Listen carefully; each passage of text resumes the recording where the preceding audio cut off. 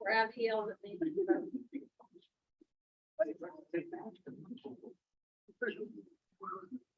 Oh, I gotta.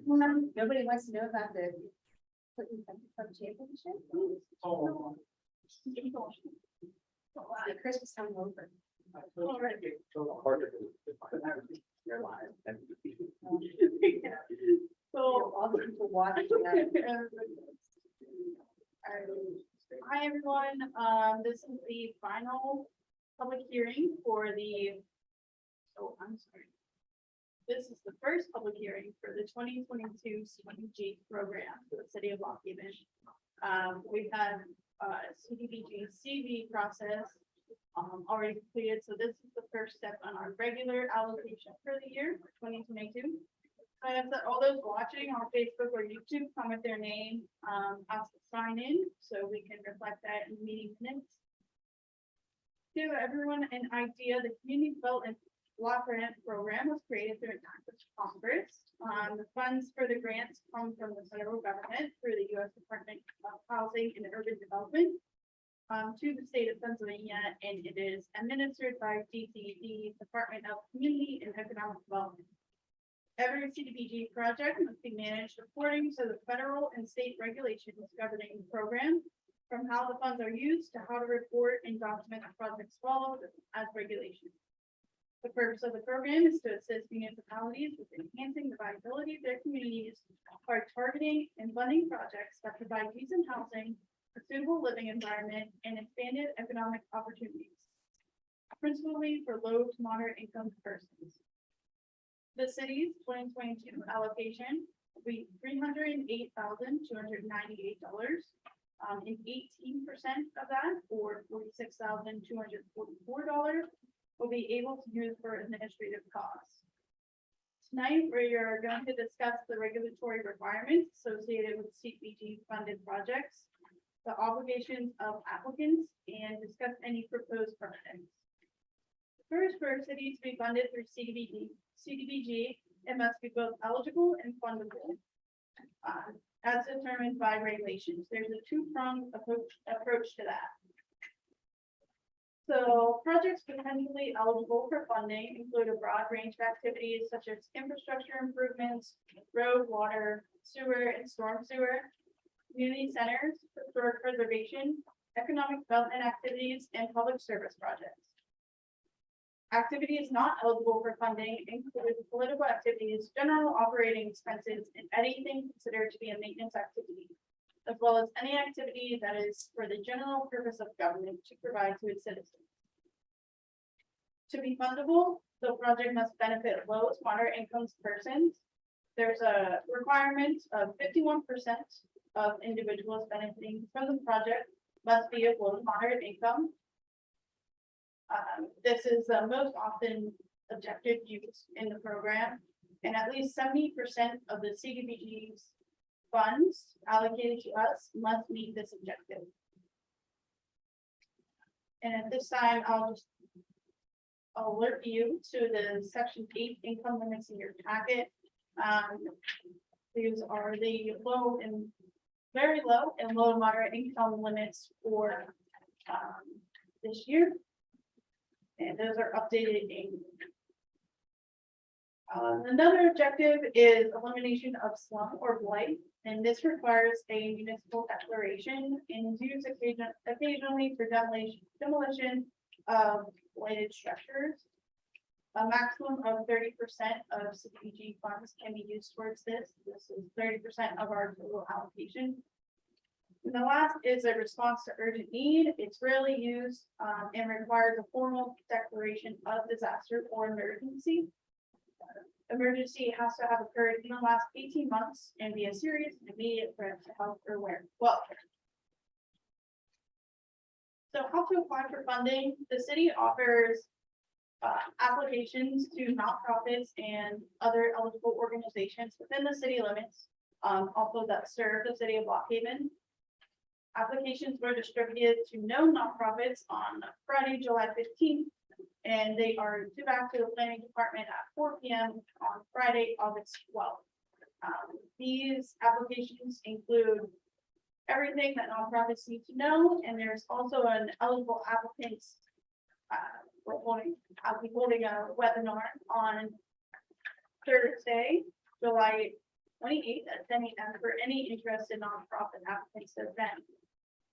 There are no matching requirements for these funds, and applicants willing to put local funds into engineering and construction will be reviewed more favorably. The applicant must provide the information detailed on the request for funding form. Applicants whose projects are selected for funding must supply the following information according to federal regulations: a detailed project description, location map, service area map, detailed project budget, and the national objective justification.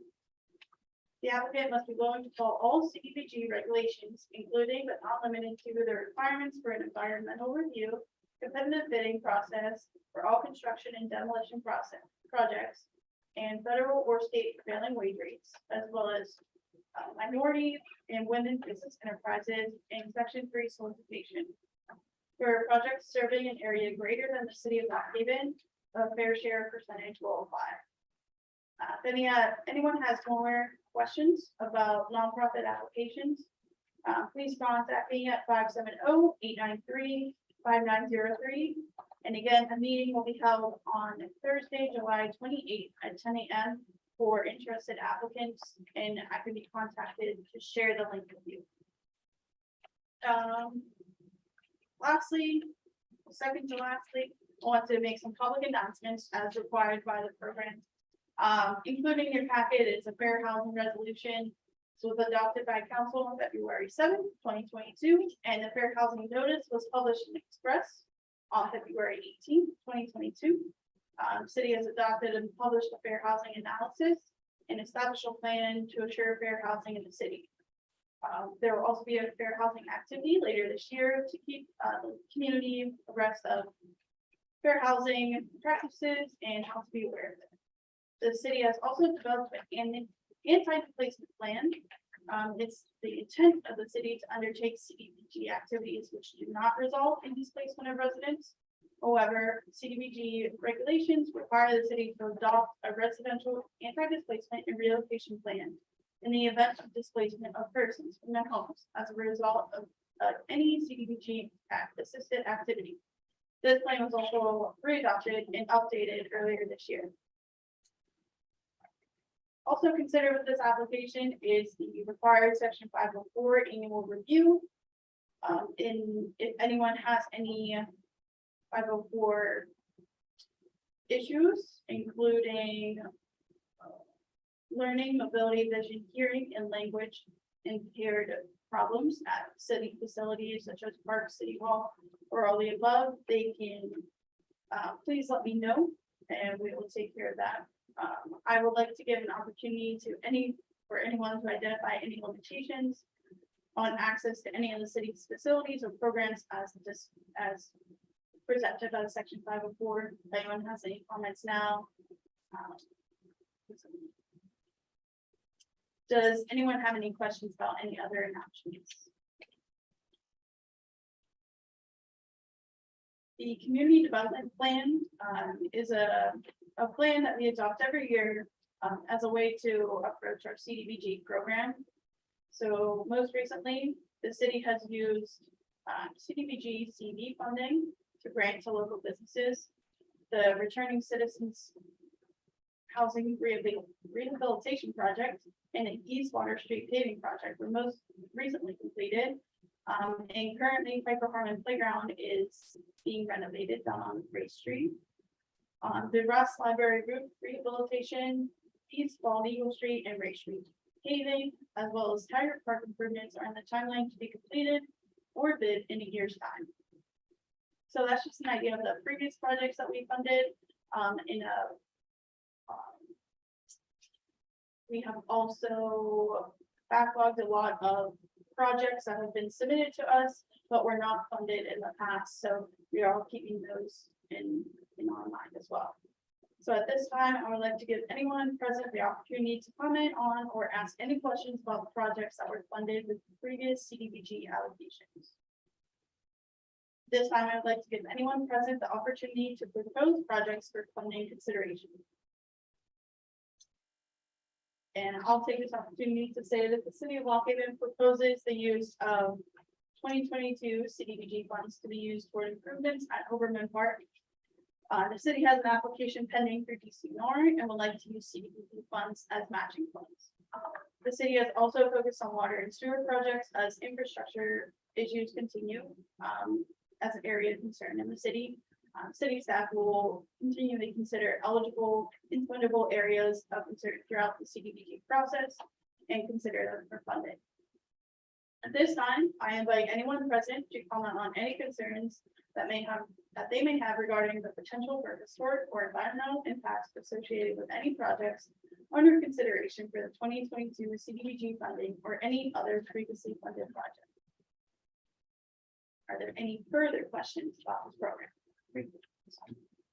You had mentioned that 18% of the city's allocation can be used for administrative costs.